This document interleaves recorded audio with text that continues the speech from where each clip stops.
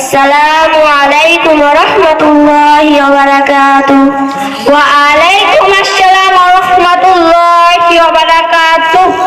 আরে কি ব্যাপার, এই গরমের সময় জানালা দরজা বন্ধ করে মাথা থেকে পা পর্যন্ত ঢেকে এরকম ভূতের মতো ড্রেস পরে কোথায় চললে? হ্যাঁ, আমি বাংলা শিক্ষার পাশাপাশি দিনী শিক্ষা করতে মক্তবে যাই, তাই সেখানেই যাচ্ছি। আচ্ছা সাইনা, তুমি এমন হিলতুলা জুতো পরে, কাঁধে ভ্যারাইটিক ব্যাগ নিয়ে, মুখে মেকআপ করে কোথায় চললে? হ্যাঁ, আর তোমার হাতে আবার ওটা কি? আধলা ইটের মতো দেখা যাচ্ছে, মোবাইল নাকি? Wow, very handsome. শাহমিনা, কাউকে দেখে ঠাট্টা বিদ্রোহ করতে নেই। Do you know me? তুমি কি আমাকে চেনো? আমি এখন ছোট শাহিনা নয়, আমি এখন ইসলামপুর আদর্শ মহাবিদ্যালয়ে ইংলিশে অনার্স নিয়ে পড়ছি। দেখো, আমার মতো জীবনটাকে এনজয় করতে শেখো। আমাকে কেমন সিনেমার নায়িকাদের মতো লাগছে? আর তুমি কোথাকার কোন মক্তবে পড়ো? আরে তোমারই বা কি দোষ? এসব তো মাওলানা মৌলবীদেরই দোষ, তারাই তো আমাদের এনজয় করার বয়সে বাধা হয়ে দাঁড়ায়। আস্তাগফিরুল্লাহ শাহিনা, এরকম বলতে নেই, তোমার সূক্ষ্ম ঈমান চলে যেতে পারে। আরে তুমি চুপ করো তো, আমি তোমার মতো মাথা থেকে পা পর্যন্ত ঢেকে বেরোই না ঠিকই, তবুও আমার ঈমান ঠিক আছে। আচ্ছা শাহিনা, তুমি যে মাওলানা মৌলবীদের দায়ী করছো, তুমি কি জানো হাদিসের মধ্যে এসেছেন আল উলামা ওয়ারাসাতুল আমবিয়া? এর মানে আবার কি?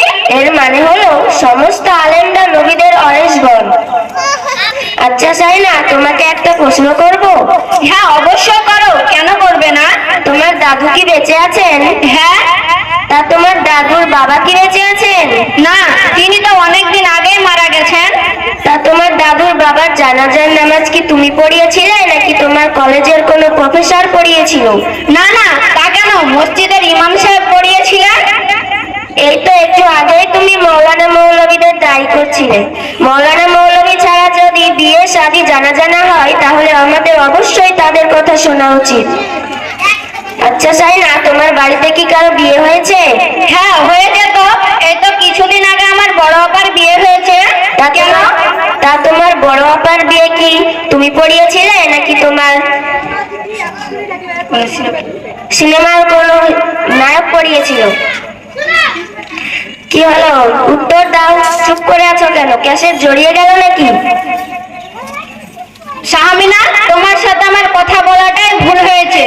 তুমি আমাকে সবাই দেখছে আর তুমি সবার সামনে আমাকে অপমান করছো। না না, আমি তোমাকে অপমান করব কেন? এই তো তুমি একটু আগেই বললে যে তোমার ঈমান ঠিক আছে, তাহলে বলো তো দেখি